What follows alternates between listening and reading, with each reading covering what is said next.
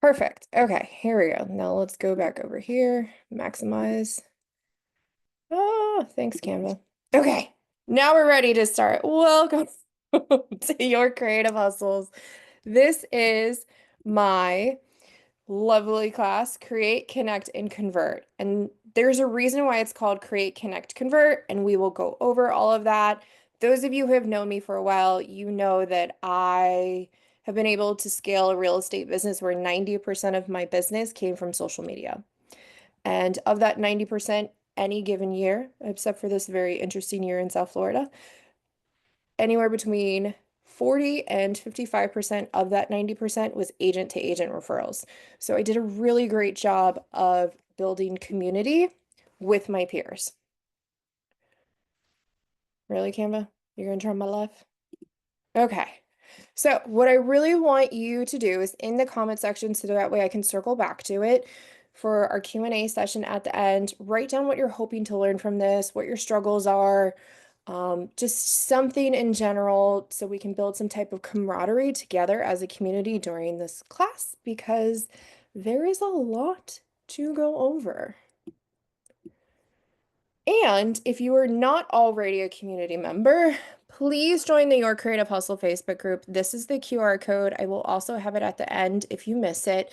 The reason why you want to join this group and the whole goal of this group is for you to have a place to ask people that are in a like-minded sphere as you to get advice on like, hey, I'm trying this. Is it working? Share your wins. That's a huge one. And just really have people that you can lean on because in my humble experience over the last 10 years, because I created the largest Remax Facebook group that has over 25% of the global population for the brand that is specifically catered to creative marketing for realtors within that brand, it is a game changer. When you get in a world and a community of creative individuals like yourself, there is scientific evidence to how the neurons work and how you have endless creativity. So use the group to your advantage. That is your sounding board, and you can absolutely get a ton of different perspectives in there. So, moving on. What are we going to learn in this class today? So you're going to learn how to convert your viewers into your clients through social media without ads. This is all going to be organic.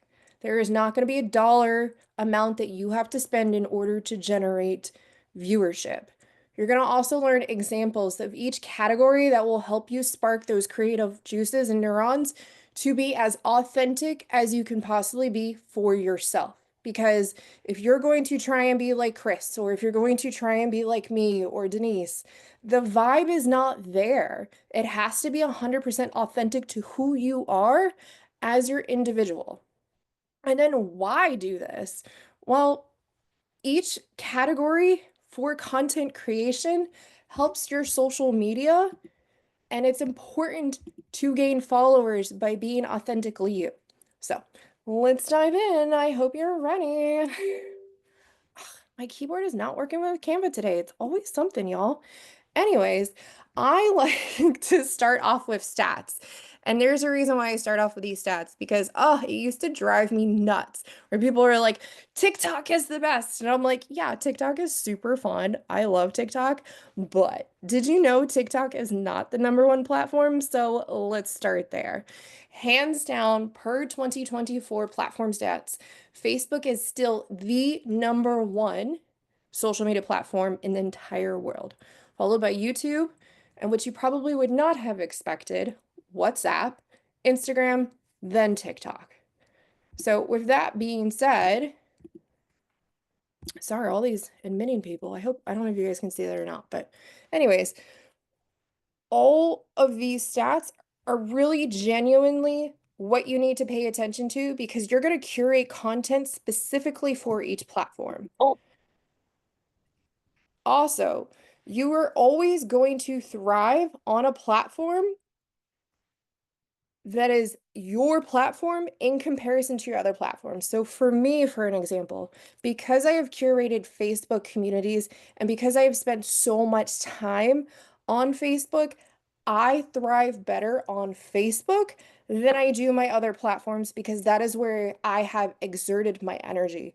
You can look up any celebrity, you can look up any influencer. I'm willing to put my money on it. There is one platform where they have an exuberant amount of interaction and engagement compared to their other platforms. It's just the name of the game. So keep that in mind. If you're not vibing on some platforms like you would like, it's okay. It's okay.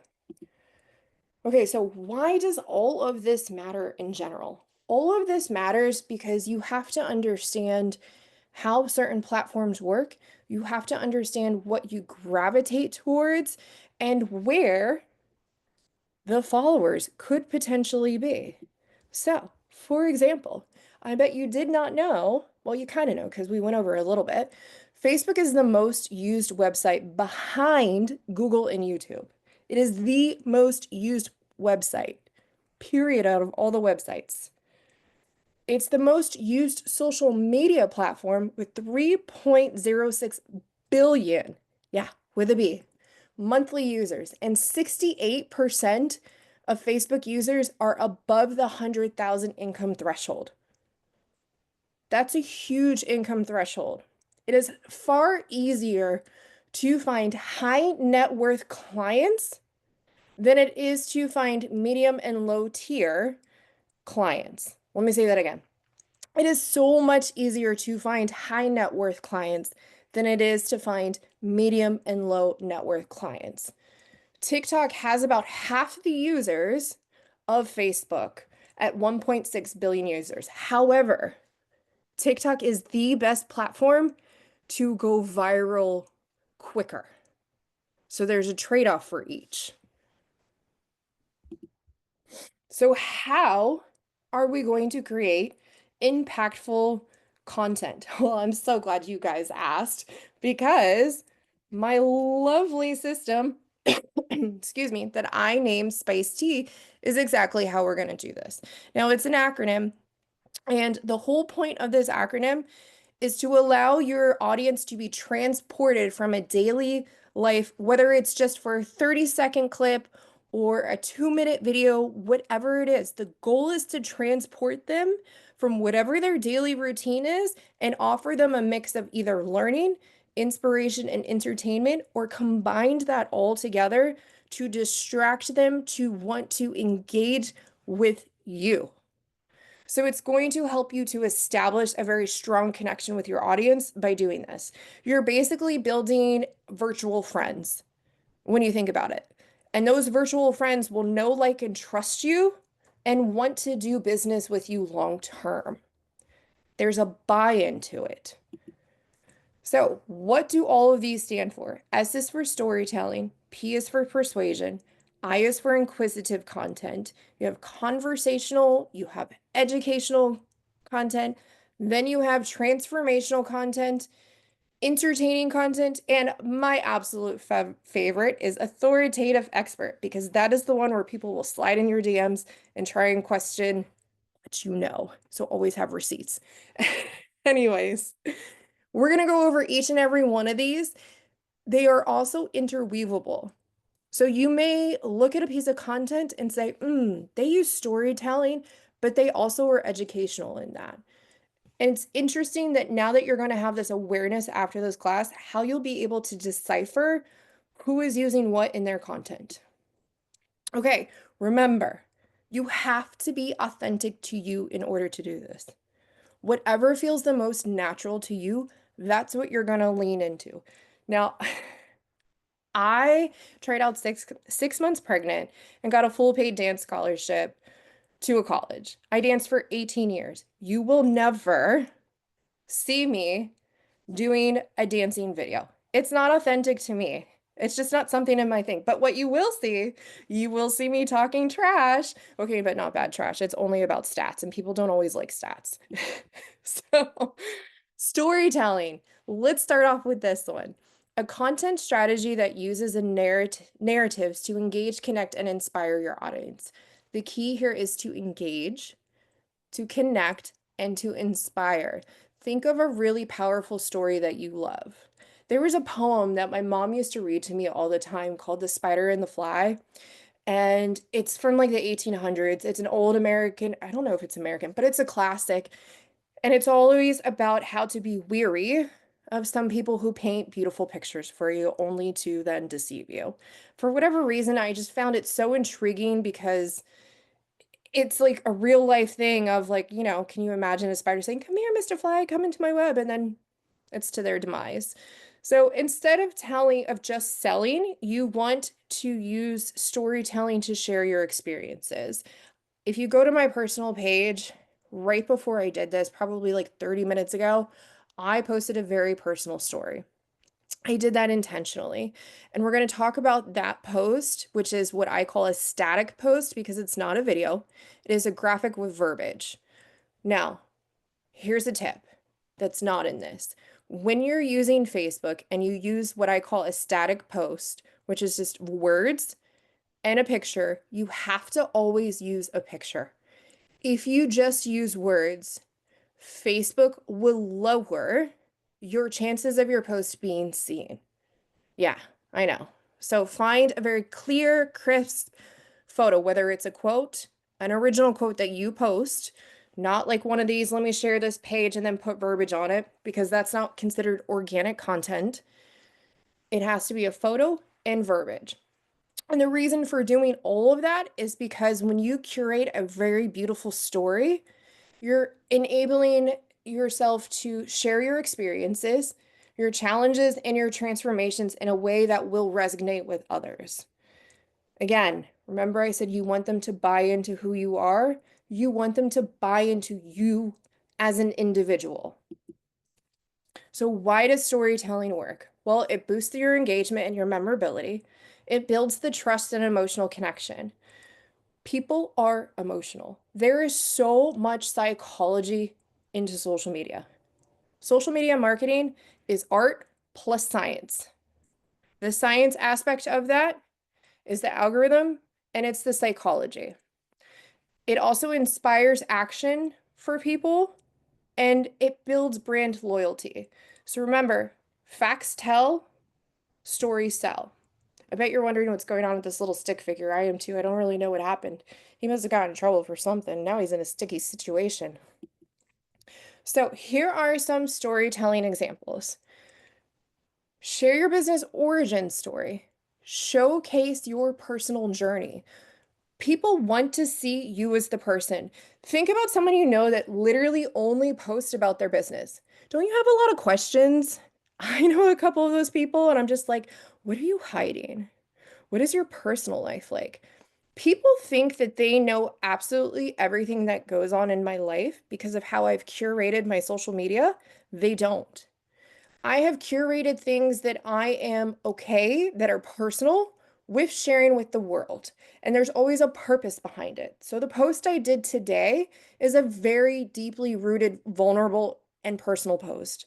But there is a purpose behind it. And you learn that purpose at the end of the verbiage of the post.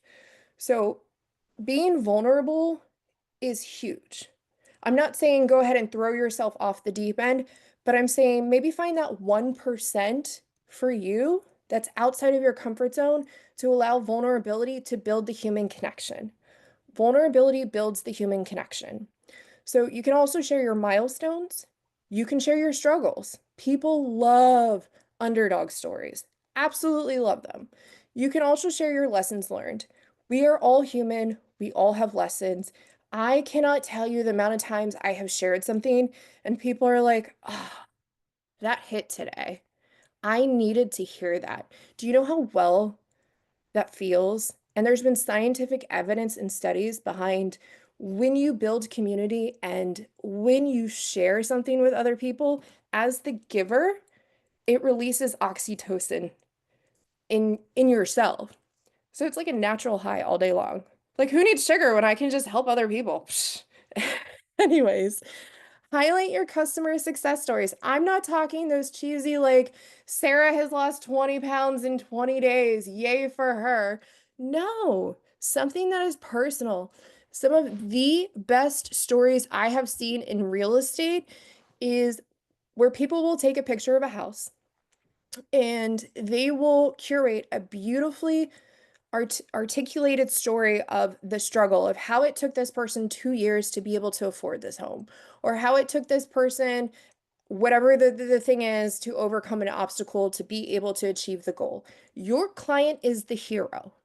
In a good story, you are the guide, your client is the hero. When you present yourself as the hero in the business, people get turned off from that. So remember, you're going to highlight your customer success stories by being real and genuine. You're going to celebrate those wins with your community because why? Building community builds camaraderie, it builds loyalty and know, like, trust. So make it real and emotionally driven. I also wanted to lean into this just a little bit. Freytag's pyramid. So the reason why I bring this up is I like to use Star Wars as the example. Star Wars is the complete, just climactic movie of a guide and a hero. So it's a 5-part storytelling structure that every book, every movie, most TV shows, well, every TV show, and it's like broken down in TV shows as a longevity and per episode basis structure that helps people, in this case, small business owners, craft engaging social media content that connects with your audience. So you're always going to have a beginning, right? And then you have this rising of like, okay, what's going to happen? What's going to happen? And then you have the climax, and then the falling action is where you're coming to your resolution, and then bam, the success story is how you want to think of it. Let's take this a step further and really break it down.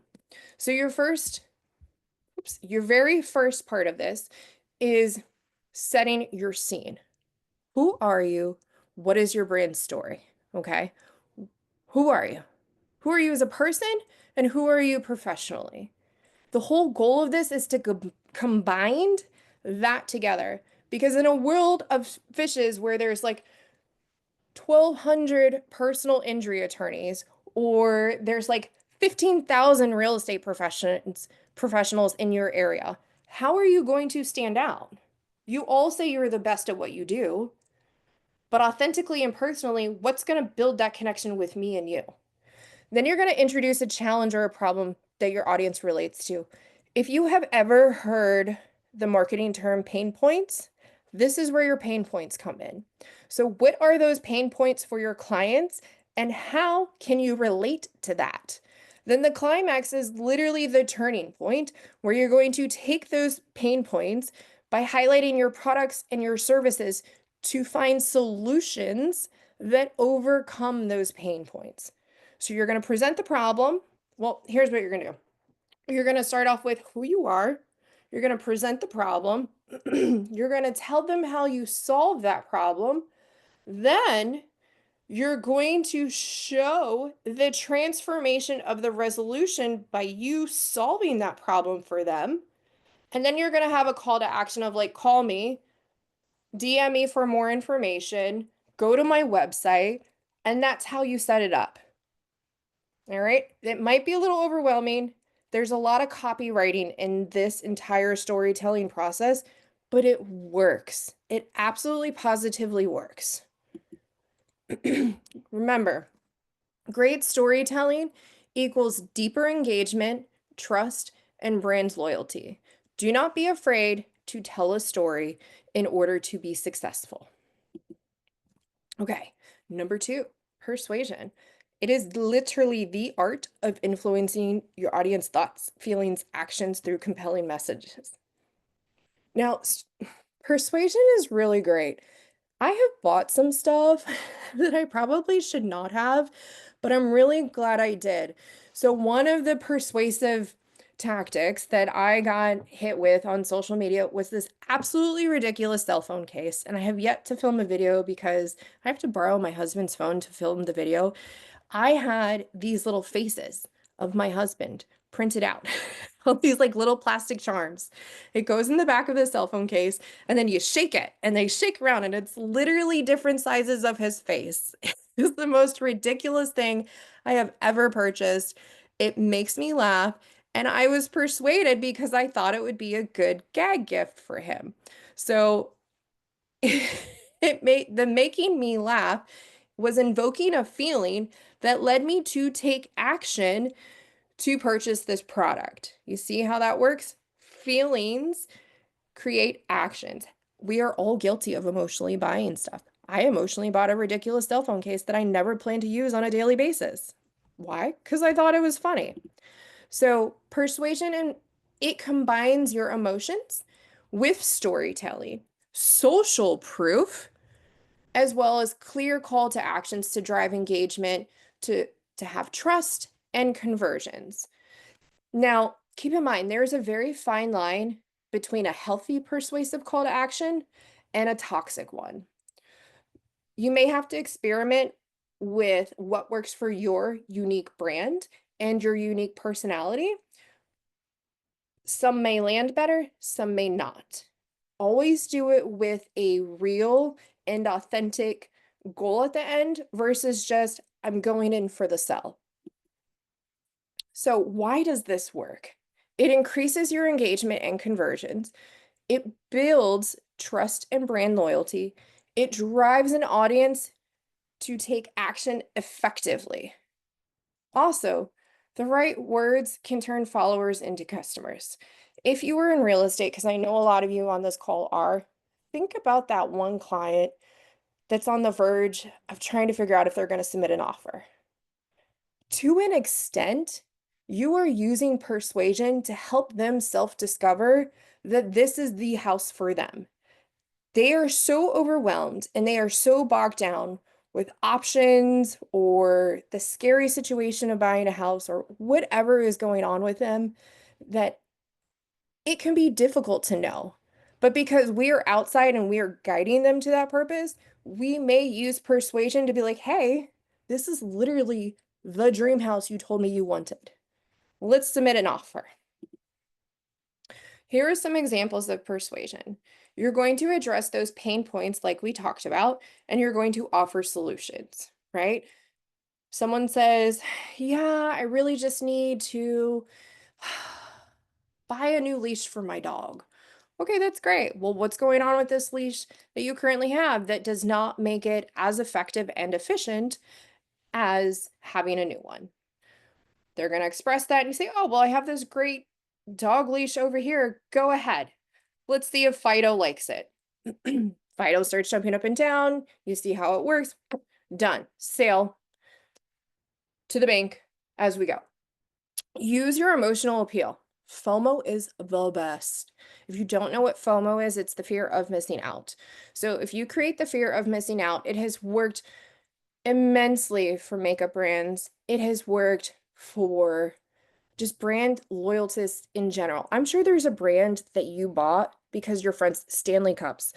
I don't own a Stanley Cup, but Stanley Cups is literally like the fear of missing out. People will flock to Target when they release a new color because they have to have it. It works. Joy and excitement. You see how persuasion, if you get someone ramped up and excited for something, they're like, yes, sign me up right now. Auctions. Oh, I went to an art auction. We're not going to talk about how much money I spent, but you know what? That excitement and that joy in that room really got me to purchase. So, leveraging that social proof and testimonials. Remember, there is a way to do testimonials that does not come off as cheesy, and there is a way to do testimonials that comes across as impactful and helpful towards others.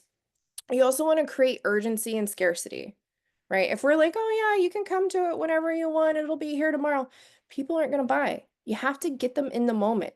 So figure out a way to make your content curate urgency and scarcity that works for your personality and your brand goals. You also want to establish your authority and credibility. And we're going to talk a little bit more about that aspect later on with a different part of Spice Tea. Remember, you're also going to be very clear with your call to action. And again, copywriting is what will help you with call to actions.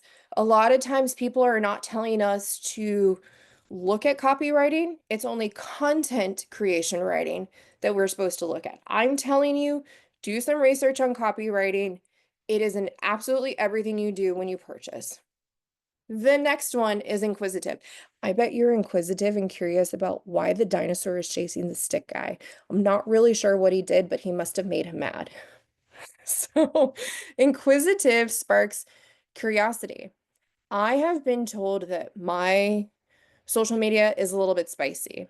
I'm okay with that. Why? Because I have a lot of questions in life. I have a lot of curiosity that I would like to know about. It encourages engagement on my social media. There are times where I have simply asked questions and I let the comments go and I don't respond until I choose to respond. And there's a reason for that on two levels. And I'll talk about that briefly after we finish this. It also helps to build community. So when you ask a question on social media and you let the comments go through, what happens is two things. Those who are like-minded in one capacity will all link together, and those that are like-minded in another way will link together.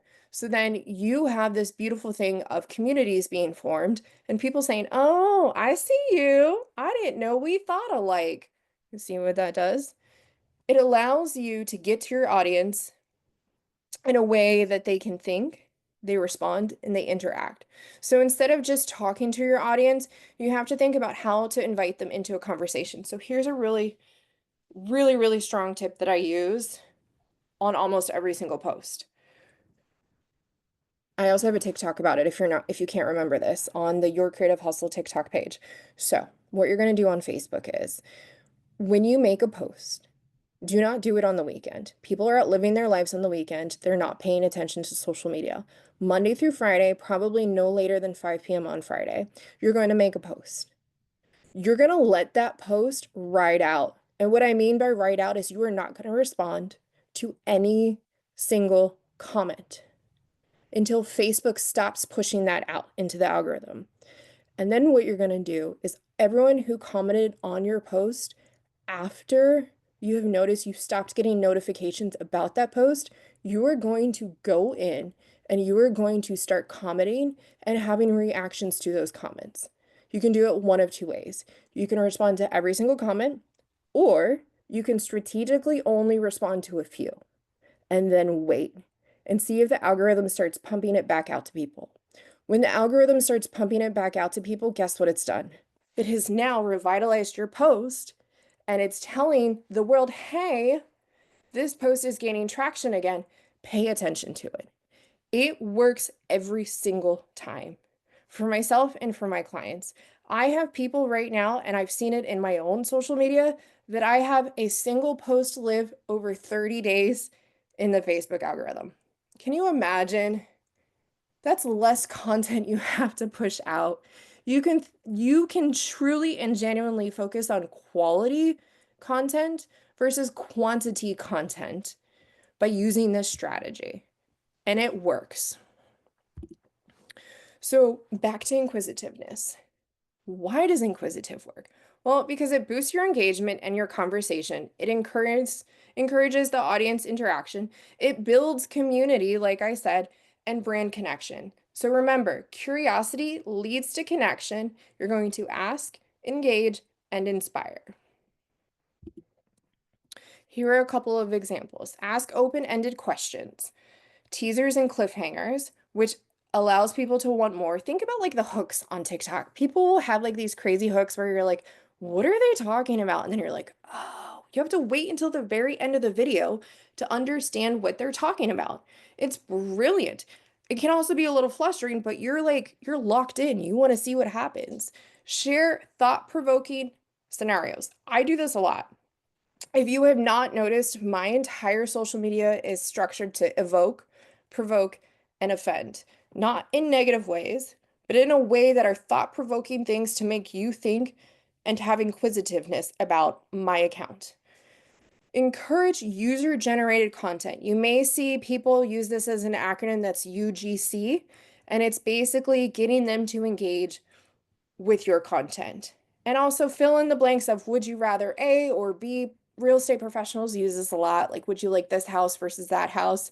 Remember, you're going to want to keep it fun, authentic, and engaging for who you are as the individual. Conversational. I use this a lot because I want my social media to be crafted in a way that sounds like how you and I would speak if we were in real life. So, a casual, engaging, and two-way communication style that feels more like a human on social media. You don't want to sound robotic. You don't want to sound like ChatGPT.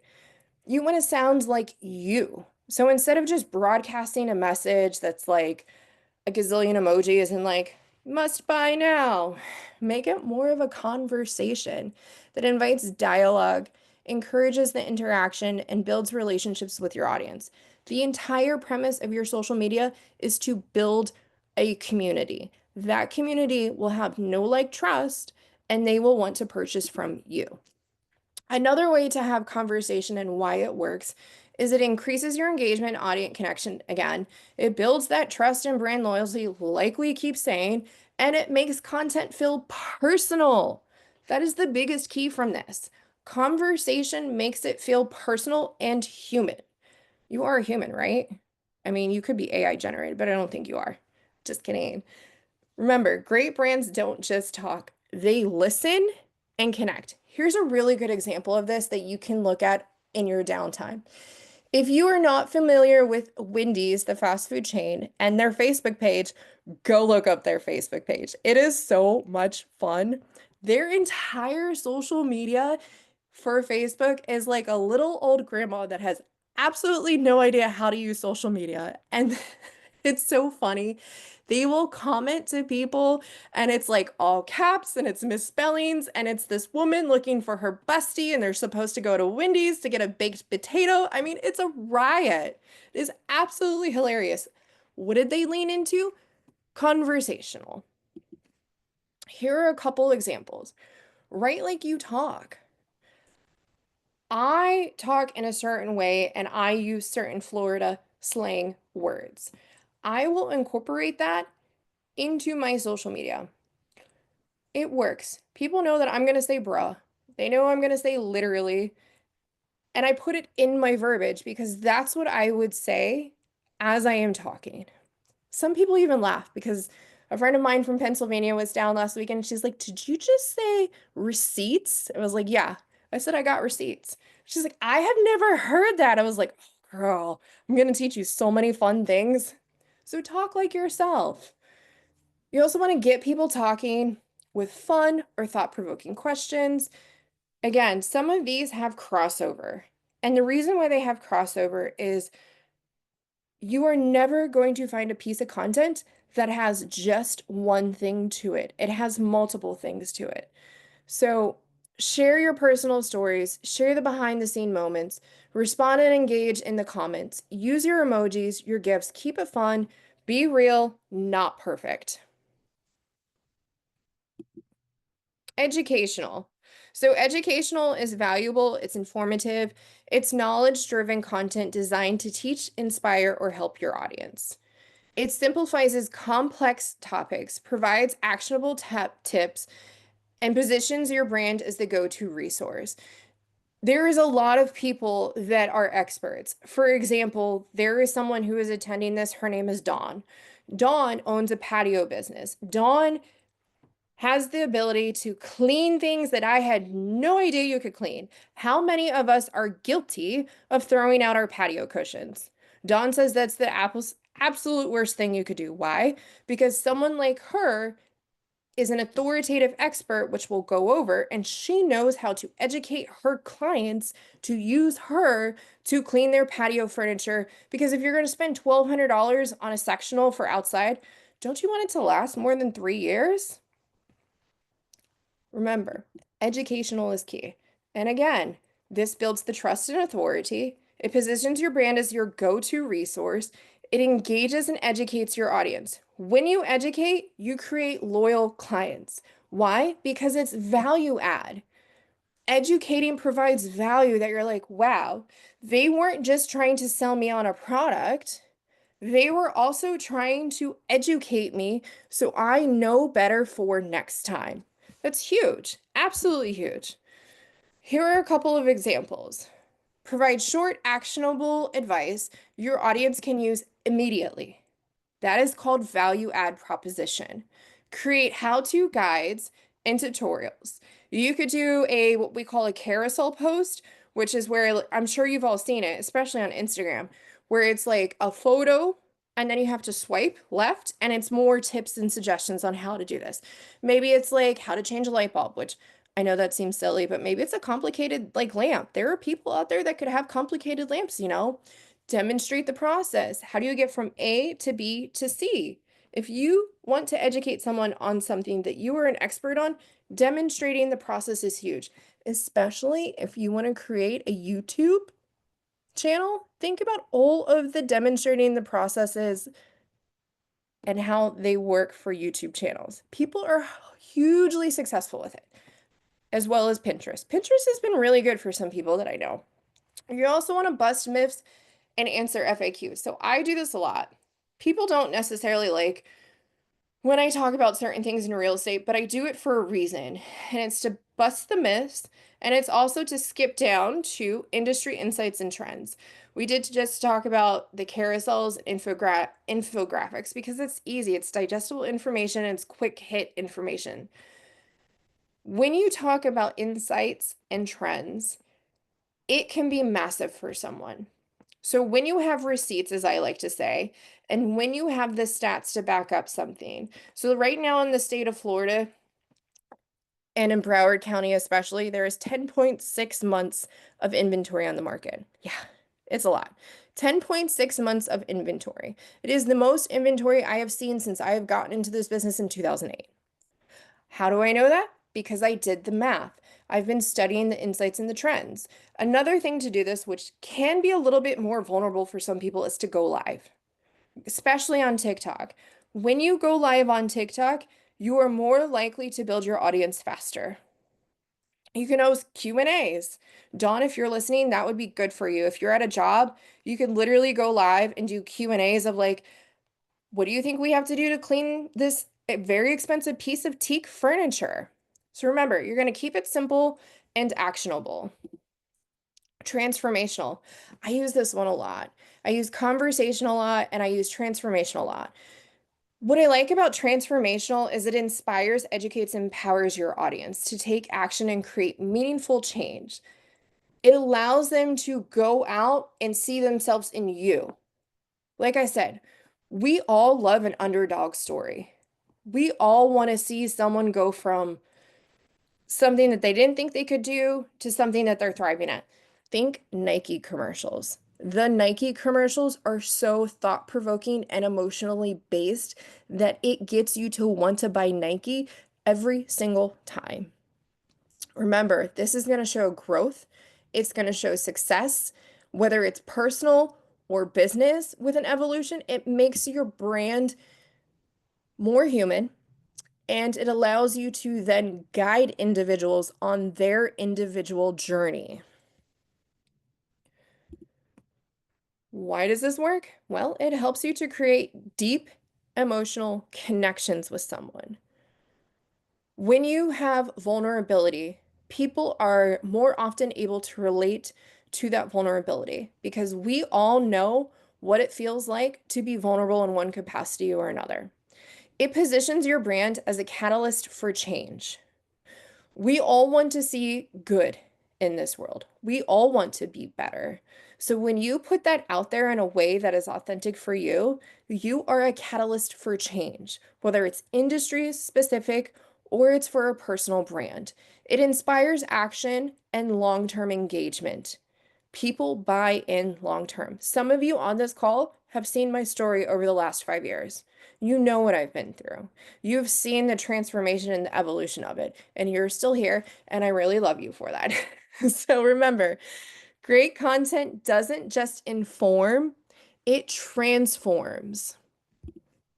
Here are a couple of examples. You're going to show real results. This is customer success stories. Remember, don't be cheesy about it. Be real, be authentic. You're going to show your business growth. We all know that owning a business is not a straight line. There are so many ups and downs. There are days where we're like, why am I doing this? Maybe I just need a 9 to 5. And then there are other days where we're like, I'm on top of the world. It comes with being a business owner. There's also personal evolution. When you own a business, you personally change. It doesn't just impact your business, it impacts you, the individual. Share that. You're going to share other testimonials that are testimonials of how a product, not just a person or a peer testimonial is huge because that's social proof. Case studies of your clients' transformations, all of that goes in together. You're also going to teach step-by-step growth strategies.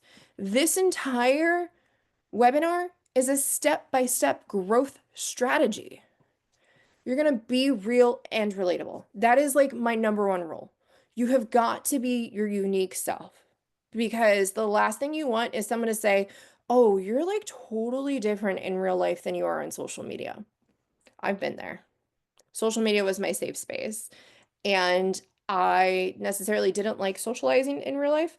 So I curated who I was authentically with just my very close friends and shared that on social media. But I didn't allow people who were new to my in real life sphere to see that automatically. It was a disconnect for me. My social media still worked, but it was a huge disconnect. And that disconnect didn't feel authentic. So show that you've grown, show what you've learned. Use motivational and empowering messages. My only rule of thumb for this is do not share stuff from other accounts. Do not share, like, I don't know, the Dalai Lama's Facebook post from yesterday onto your account. Why?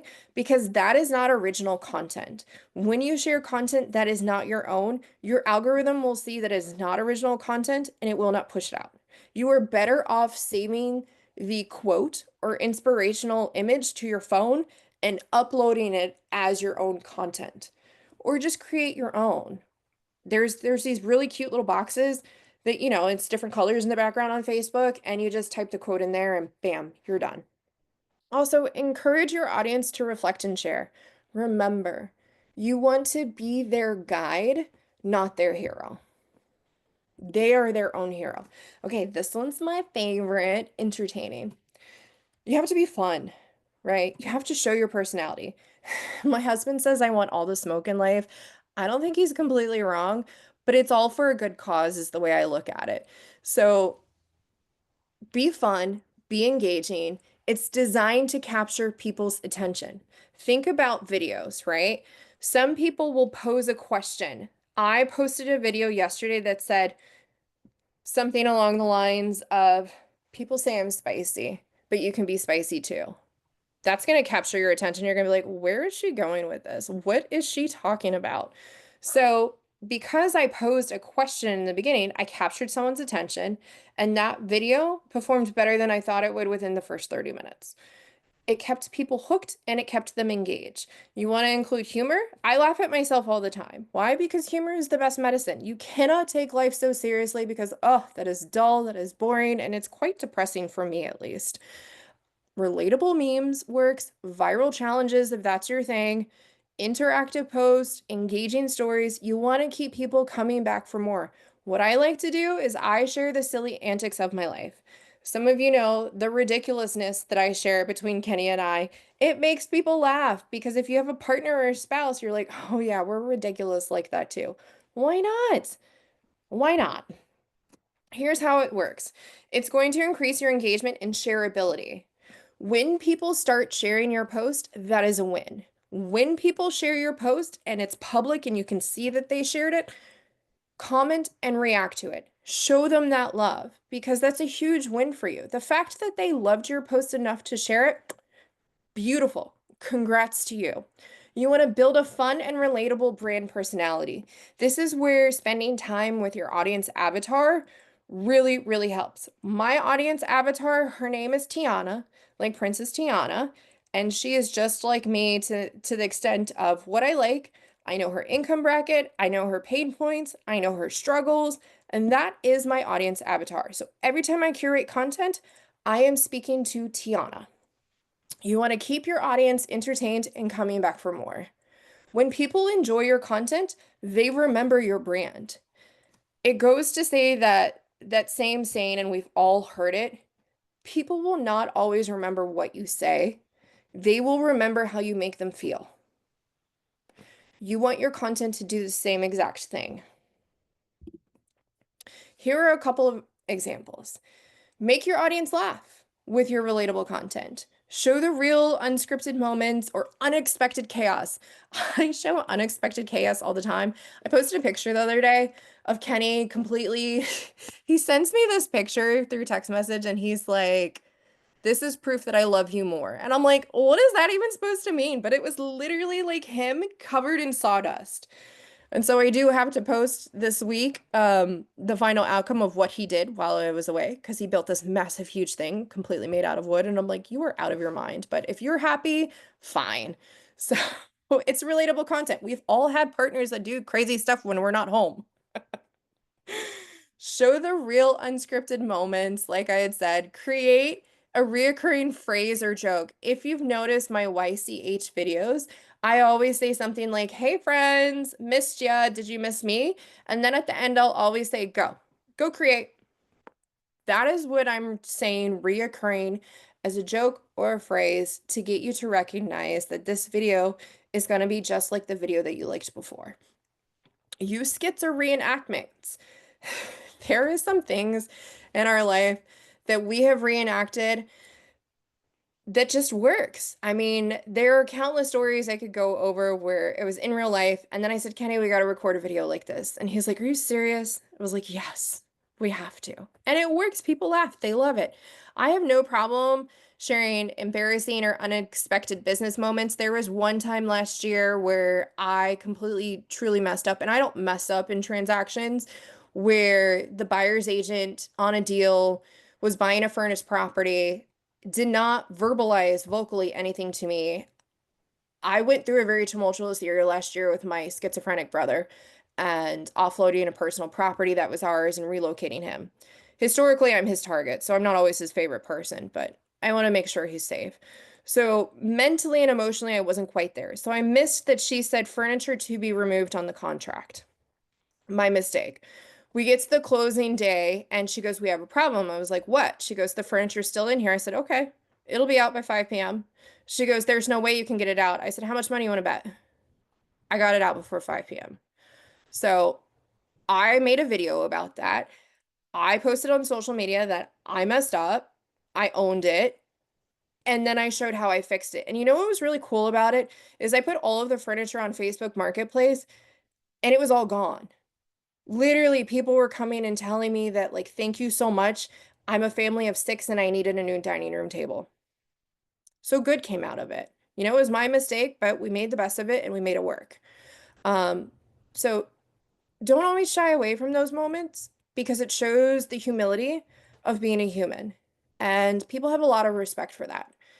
And I encourage you to try and share that because I know I personally would also have a lot of respect for you too. And also establish some type of weekly tradition that is completely unique to you. So just don't be perfect, right? None of us are perfect. Just be you. And by being you, you will create a beautiful curated content that gets people to buy into you as the individual. And then you know what's really great is the content doesn't feel like work because you're being authentically you. My very, very last one, and my absolute favorite, is authoritative expert. This positions you as a trusted leader.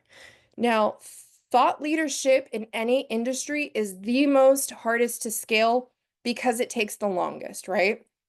You have to pump out content consistently by being an authoritative expert for people to say, oh, yeah, they know what they're talking about. And that's okay. But just understand when you're going this route, it's a long game. You are the tortoise, not the hare. So this does position you as a trusted leader in your industry. What you're going to do is you're going to share valuable insights, expertise, and proven strategies. Let me just share this with you real quick. I have been posting real estate videos that have been calling the alarm about what's going on in the real estate market in Florida, and I've had multiple people slide in my DMs trying to educate me on how I was wrong.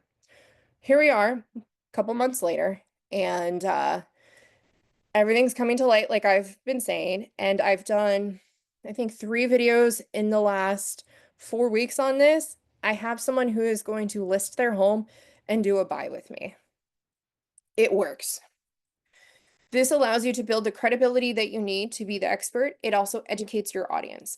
Again, value add. Authoritative expert adds value to the individual. It establishes that you literally are the best go-to resource for your niche, whatever that niche is. Again, why does it work? It builds the trust and authority. It positions you as that go-to expert. It attracts high value clients and opportunities. Confidence plus knowledge equals influence. Here are a couple of examples to do that. Provide data-backed advice and case studies. You can look up what's going on in some of the local news. Wall Street Journal is a really good plug for things that are economical driven. If you want to get stats, there's a bunch of stat websites that you can find. You can debunk myths and misconceptions. There's a lot of misconceptions in my industry of what people think really goes into what a real estate agent does versus what we actually do. So talk about that. Build that commonality of like, I just don't open a door to show you a house. There's so much more that goes into it. Break down complex topics with simple solutions. You're going to want to do this in a 7th grade reading level.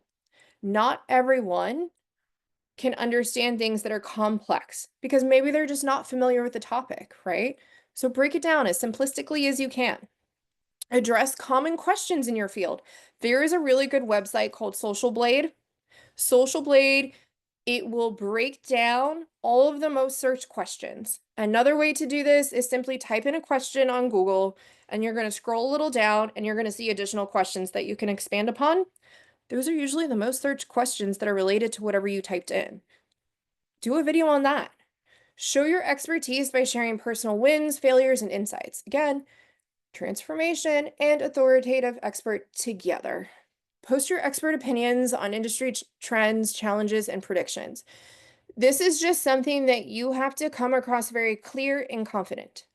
If you try and do this and you're meek with it, people will smell that. So make sure when you do your authoritative expert content, you are very clear and you are very confident. Again, why spice tea? Spice tea works by blending emotion, psychology, and strategy. This is the framework that makes your content irresistible. You do not need a large following in order to be successful. You just need a loyal following. I have just over 4,700 followers on Facebook. My Facebook account averages 200,000 accounts per 28 days with 4,700 followers. That is huge. It's about quality, not quantity. So be action driven, turn your followers into loyal fans, and keep them as repeat customers. Remember, create the content that connects with the audience to convert them into customers. Content that speaks to the mind and the heart, it literally creates a brand that people can't ignore. They just can't. If you did not see our Facebook community, please scan this, and I'm going to stop screen sharing so I can answer any questions, and feel free to unmute yourself. So thanks for coming, guys. Let's go ahead and stop share. What do we got? Who wants to talk? Me. Hi. Hi. Yes, I actually just put in the chat. I put how to pick from all of these. Do you just gravitate to what you like, oh, I like storytelling, and if it doesn't work, then you move on? Like, how do you start it all? That's Also, a really good question. yeah. Also, my situation. I am working off of my husband's social media because I have a fear of having my own social media. So how do I don't know, because I, I'm based off of math. Everything is black and white for me. Like I feel like I have to clear his social media out to like start over again. Like how do you start from here after having a page for so long that you're like, how do you content and be authentic all of a sudden? Yeah, so let me start with that one because I think that one's more of the shorter answered question.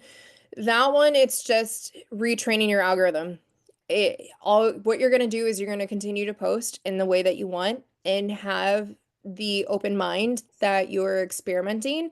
Um, and be very cognizant of your social media. So if you don't already have your, which I think we did this, but for anyone who doesn't, if you don't have your account set up on professional mode, set your account up to professional mode for a couple of reasons. You're going to see how many accounts you're reaching and averaging per 28 days on Facebook, as well as you're going to get to see what content is outperforming other content pieces. So like I wholeheartedly know, and I know Wendy had also, Wendy, this will kind of answer part of your question too, if you're still in here. Um, I know not to post on weekends. And I know that when I do post on weekends, it has to be a very, very strong piece of content that will leverage out into the next week. I know Monday through Friday is my best bet. I also know that when I share something that's deeply personal and deeply vulnerable that has a aha at the end, that piece of content outperforms every single piece of content I could ever create. I've learned over time what works best for me. And then overcoming that fear, 1% better each day, right? I'm not asking you to like plunge into the deep end. You've done an incredible job of where you were when I first met you and really being like, nope, absolutely not. To I now posted you're, this morning. you what? I posted this morning. Congrats. I'm gonna have to go look. So now you're actually like, all right, I'm gonna post. At the end of the day, you have no idea. As you grow and scale, you're going to get trolls. It's inevitable, right? But here's the beauty about these people. It's all a reflection of them, not you. When someone comes to you and they're triggered by something that you say, it's because there is something within themselves that they just can't handle, right? Like it's something that they're like, oh, no, no, no, no, and they repel it. And that's okay, right? I know I'm not for everyone, and I'm 100% okay for that because I want to have a tribe that knows that I am for them. So I went through a process of shifting my social media content, and by doing so, it it repelled some people, and I had a period of time over about 60 days where I lost followers, and I was okay with that. Like I was on the decline. And I knew that at some point during that transition, I was going to start picking up followers that were more aligned with how I wanted my social media to go. And then it did hit a pivotal point where it shifted. Um, and then if you're flustered about Instagram, just know Instagram is like the most vain and the hardest platform there is to scale. It is what it is. It's not like it was like 10 years ago. So, what other questions we got? So, hey, um, I'm not necessarily selling anything. I'm working on my book, so in the future I will be selling myself. Yay. It's all about me and my experiences, and I'm just pretty much trying to find my followers, find the people that gravitate to my story, and so I'm a very vulnerable person on Facebook. And so I'm just trying to see how I can get my story out there. And you Yeah, did so mention pictures help. yes, pictures help tremendously. And I always say, look at the rule of threes too for photos. If you can't do something that's a focal point, the rule of three works. So take some time and research that. In order to find your tribe, if you haven't already, like I said, transition your account over to pro mode so that way you can get your analytics. Ironically, more men than women follow me on Facebook, but women are the ones that engage with my account the most. So, okay. I also know that most of my content is from my followers for viewership versus non-followers, but I am starting to get pumped out to people who are non-followers now. So it's an evolution with time. Um, have some freedom to explore and experiment with certain types of posts that you're doing to see what resonates and what doesn't resonate with your audience. And then I would encourage you to possibly use Social Blade or even go down the Google rabbit hole of seeing, like typing a question that would be relatable of a pain point that you are speaking about in your book to see what other subcategories come in. Because if you could do like a reel that is actionable items that are aha takeaways for this book that you're writing, that might help to pull people in to want to know more. And there's this girl on Instagram. I've got to find it, but I'm going to send you her stuff. And I think it might be aligned with what you're doing because if you have some people that you aspire to be like, it's not about being them 100%. It's about taking their tactics and their methods and finding a way to make it work for you and your authenticity. Got it. Thank Carrie, you. you're welcome. Carrie, I see you had a post here in regards to a question about converting the clients. Tell me a little bit about that. So I'm comfortable creating. I feel like as a divorce coach, most of my stuff is very personal and I can connect with people. I've been divorced twice. My parents were divorced, like live it, eat it, breathe it. My problem is converting people, right? Getting and I feel like divorce is kind of a unique situation because people don't want to comment because they don't want their stuff seen, right? They don't want to share it because they're like, "Oh my gosh, what if somebody knows?" So like how to convert my content to clients. Let me ask you a question. How much content do you make that is reverse psychology content? What do you mean by that? So, like, if I was in the midst of thinking about getting a divorce, Mm-hmm. what if you did content on 5 ways to stay with your partner and work it through? I don't really do much of that. I would experiment with that and see how it resonates. Okay. It's something, yeah. And then for you too, what I would do is I would lean into, and there's a girl I actually just found today for Megan. There's a girl I found on TikTok that if you have, I'll send it to you. Okay. She's a divorce attorney and she's doing really well with answering certain questions by using stats and insights and stuff. So that might Sarah be, Singer, I don't know if that blonde was, hair. no, no, no, no. Okay. So I'm gonna send you her because that Okay. could be something where I see you could lean into that as well. Cool. Thanks. You're welcome. All right, who else has a question? So super quick question. I know I put it in there and you kind of touched on it, girl, but okay, personal pages versus business page. Yeah. Both, right? You have both. Yeah. What are you struggling with? What are your thoughts? Well, it's one of those like I don't post a lot of personal stuff on the business page, but I post business on the personal page. But I feels like most of the people on the business page are already on my personal page too. So for me, I had the business page so that I can sync with Instagram. And that's about the only thing really that goes to the business page. But what is everybody, am I doing it right? What's everybody's thought on that? So here's something really interesting, and I'm still trying to find my tonality for my Your Creative Hustle page. But what I've noticed through the Breeze to Keys business page is nobody cared about the houses. Nobody Mhm. cared about certain things. What they cared about was the personal aspect. So I have seen some larger brands and quote unquote influencers, instead of having a personal page, they create a business page, but they run their business page like a personal page, and it's wildly successful. So, because of the industry that you're in, your personal page is still going to be where your sphere lives because, Mhm. they want to see your whole life. But I think it would be interesting to see if you can experiment and find a tonality and a voice for your business page that runs like a personal page, but is strictly business and see how that goes. Okay. So do like the reels and stuff on the business page, like the So, video, my Instagrammy stuff, like what? yeah, I think Carrie's got an add-on to that before she adds on. Um, I'm still trying to figure out what I like best for me in Mhm. that, whereas I will post some things organically on both platforms, and Okay. then some I will promote because I'm trying to run A and B testing to see what jives with my accounts. Because not everything I want to share on Instagram in the same capacity that I do on Facebook, just because of how the platforms are set up. Right. So Facebook is That's a lot of hands work. It's a lot of work, but it's the lot of work is the experimentation part. And then once you figure out what works for you, then it's autopilot. Right. Well, because of the age of my kids, their demographic, because they're like 25, 22, Yeah. 23, and then like this little high school run.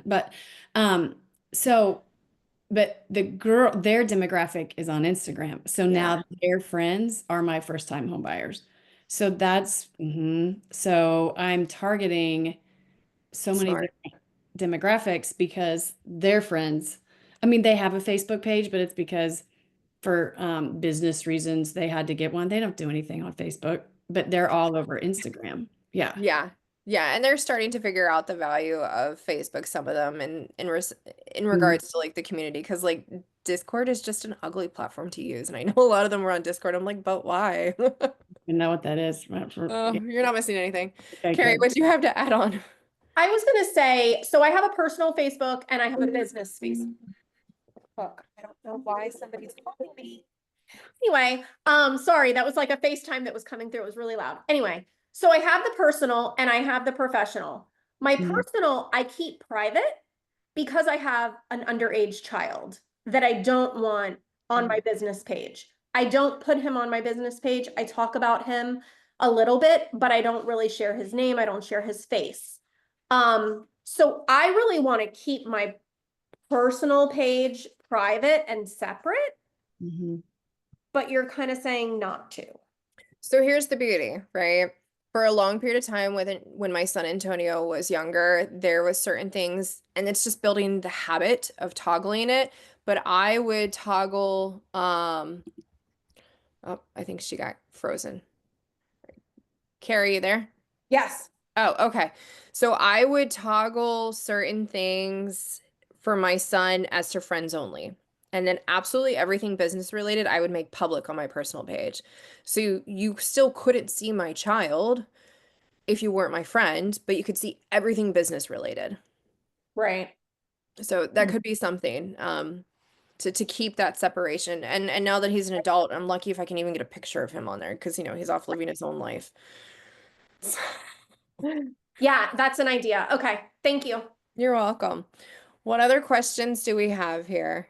Someone asked, Glee, you asked to expand on copywriting. Do you want to unmute and tell me a little bit about that, about what you want to know?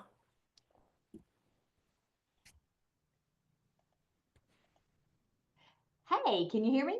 Yes, I can. How are you? Good. Thank you for putting this on today. I'm really enjoying it. Oh. Yeah, so you said copywriting was your best friend. So now were you talking about like using AI for copywriting, or were you talking about actually where someone could not use your material because it would be illegal? So copywriting in the sense of there's two different types of content. There is copywriting content, which is basically what you would write in order to get someone to click the buy button. And Mhm. then there's content writing, which is pulling you into whatever the topic is at hand. So getting to know the systems behind copywriting in the sense of a call to action. So how are you going to get Okay. someone to call you? You know, in that capacity. Okay. If you send me a Facebook message, I will send you this girl that I absolutely love. I want to say her name is Alex. It's Alex, and I think the last name is C C-A or C-O-T. I think it's Cattoni, Katani. And she has an entire YouTube based on copywriting. Oh, And yeah, it could be really beneficial. perfect. Thank you. You're welcome. What other questions do we have, friends? Anyone? Any other questions? No? Thoughts, I concerns?